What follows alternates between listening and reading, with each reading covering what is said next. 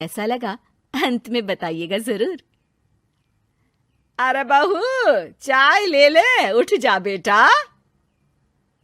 अरे मम्मी रहने देती ना, मैं उठ तो रही थी। अरे कोई बात नहीं, खाने में क्या बनाना है वो बता दे। देख लो माँ, कुछ भी जो ये कहे बना लेते हैं।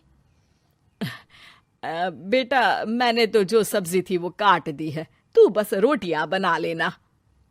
ये हर रोज सुबह का सीन था ममता के ससुराल का। एक दिन पड़ोसन कहती है, अरे बहन जी, सारा दिन काम करती रहती हो, थकती नहीं क्या आप? बहू क्या करती रहती है सारा दिन? अरे वो भी कुछ ना कुछ करती ही रहती होगी। अब इतनी भी बूढ़ी तो नहीं हूं मैं जो बैठ जाऊं कि सामने काम पड़ा है और मैं बैठी रहूं। अरे लेकिन बहू की तो आदत खराब हो जाएगी जब सारा काम आप ही कर दोगी। अरे ठीक है ना, कम उम्र में हमारी भी शादी हुई थी।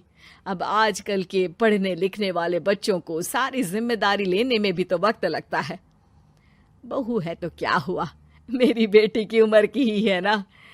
एक उसे भी देख लो, चाय बनाने के सिवा आता ही क्या है। ममता से सारी बात करती है। हाँ, मम्मी जी ही ज्यादा काम करती हैं, इसमें कोई दो राय नहीं है। लेकिन मैं भी क्या करूं, ऑफिस और घर के बीच जो वक्त मिलता है उसी में काम कर लेते हैं, है ना। दिन बीत रहे थे। सास बहू के बीच की बॉन्डिंग अच्छी थी, लेकिन जब बहू माँ बनती है तो जो थोड़ा बहुत काम किया करती थी वो भी छोड़ देती है। बहू, ये ले, तेरे लिए बनाया है। इसको खाने से बच्चा और तू दोनों स्वस्थ रहेंगे। ठीक है माँ जी। माँ जी, वो बच्चे के लिए गद्दे जो सूख रहे हैं ना छत पर, जरा ले आइए ना। तभी वहां पति आ जाता है। अरे माँ रुको, मैं ले आता हूँ, तुम मेरा खाना लगा दो। माँ किचन में चली जाती है। पता है, बगल वाली डॉली है ना, वो लोग हमारी साइड के हैं। उसकी सास ने तो उसकी हड्डियों को मजबूत करने वाले लड्डू बनाए हैं। उसे भी बच्चा हुआ है ना। पता नहीं मम्मी जी क्या पानी सा उबाल कर दे देती है, मैं तो बस वही खा लेती हूँ। अरे तो तुम्हारे साइड बनता है तो तुम अपनी माँ से बोल दो, वो बना देंगी। आहा, माँ की तबीयत ठीक नहीं रहती, तुम जानती हो ना, कैसे बनाएंगी वो।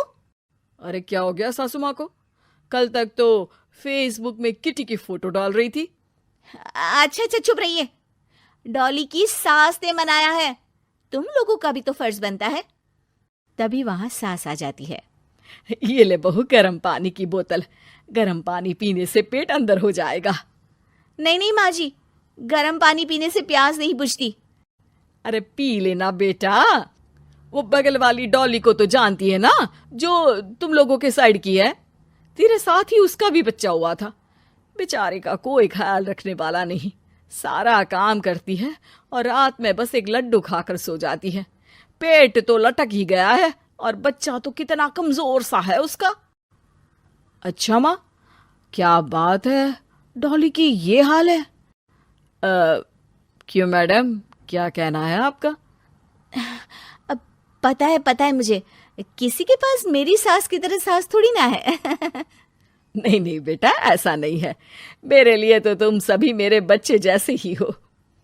ममता को समझ में नहीं आता कि वो सास में कैसे कोई बुराई निकाले, क्योंकि हर कोई उससे उसकी सास की तारीफ ही किया करता था। एक रोज ममता के घर उसकी ननद आती है। अरे भाभी, मुन्नी को तो 6 महीने हो गए, आप अभी भी बेड पर हो। आ गई है आप? कैसी हैं बुआ? बच्चा होने के 6 महीने बाद आई हैं आप। भाभी, अमेरिका दूर है ना, तो वक्त लग जाता है। अब इनकी छुट्टी अभी थी तो सभी आ गए। वैसे माँ कहाँ है? थकी हारी सास बेटी को देखकर खुश हो जाती है। माँ, इस बार तेरा वीजा तैयार है, मेरे साथ चलने को तैयार रहना। हाँ हाँ बेटा, मैं तैयार हूँ। अरे ऐसे कैसे माँ, मैं कैसे मैनेज करूंगी? कैसे मतलब? जैसे मैंने किया अमेरिका में, आप इंडिया में कर लेना। वैसे आपका तो मायका भी पास ही में है ना। हाँ वो तो है, लेकिन माँ के पास वक्त नहीं होता। ईश्वर भक्ति में उनका सारा समय चला जाता है।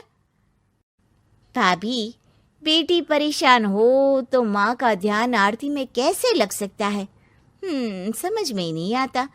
वैसे भी अब माँ को मैं अपने साथ ले जा रही हूँ। माँ को विदेश घूमने का शौक है ना।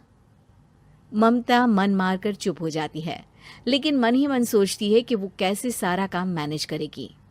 पति का खाना, नाश्ता, मुन्ने को नहलाना, धुलाना, फिर रात भर इसके लिए दूध तैयार करना। माँ तो सारा काम करती थी।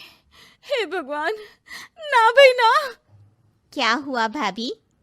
क्या सोचकर ना भी ना कर रही हो? अरे कुछ नहीं, बस बच्चे के बाद से ही कमजोरी ज्यादा हो गई है ना, तो अचानक से बड़बड़ाने लगती हूँ मैं। अगले दिन ममता अपनी माँ को फोन करती है। राधे राधे। माँ मैं क्या करूँ, मेरी सास तो अमेरिका जा रही है बेटी के पास। अब घर का सारा काम, बच्चा, सब कैसे मैनेज करूँगी। तू आ जाना माँ कुछ महीनों के लिए मेरे पास। अरे ना ना ममता, मेरे बस की बात नहीं है काम धाम। अरे तू तो जानती है ना, मैंने तो तेरे भाई की शादी भी गरीब गांव की लड़की से इसीलिए ही की थी कि वो चुपचाप घर का सारा काम करे। वैसे भी अब तो आदत भी नहीं रही मेरी काम करने की। ममता को माँ पर बहुत गुस्सा आता है। ठीक है माँ, देख लूंगी मैं, लेकिन मेरी मुसीबत के वक्त आप मेरा साथ नहीं दे रही है। अब भूल जाना मुझे। ममता गुस्से में आकर फोन रख देती है और रोने लगती है, लेकिन बेचारी करे भी तो क्या। अब सास और ननद दोनों घर का काम करते, नेहा आराम करती, लेकिन अब आराम में भी उसे चिंता रहती। और फिर वो दिन भी आ जाता है जब ननद का जाने का वक्त आ जाता है। भाभी मैं जा रही हूँ, अपना और मुन्ने का ख्याल रखना। ममता सास को देखती है और गले लगकर रोने लगती है। माँ जल्दी आ जाना। सास मुस्कुराकर कहती है, कहाँ से ममता, मैं कहीं नहीं जा रही। मैंने देखा कि मेरे जाने की बात से ही तू परेशान हो गई थी, इसीलिए मैंने अपना जाना कैंसिल कर दिया है। तू चिंता ना कर, मैं तेरे साथ ही रहूंगी। ममता को अपनी माँ की बात याद आती है कि कैसे उसके कहने पर भी ममता की परेशानी को समझने की बजाय उसने मना कर दिया, जबकि सास ने बिना कुछ कहे बहू की समस्या पढ़ ली। हाँ माँ, हम सब साथ चलेंगे बाद में दीदी के घर अमेरिका। आज से आप रानी बनकर रहना और मुन्ने को देखना। मैं समझ चुकी हूँ कि मेरा फर्ज क्या है।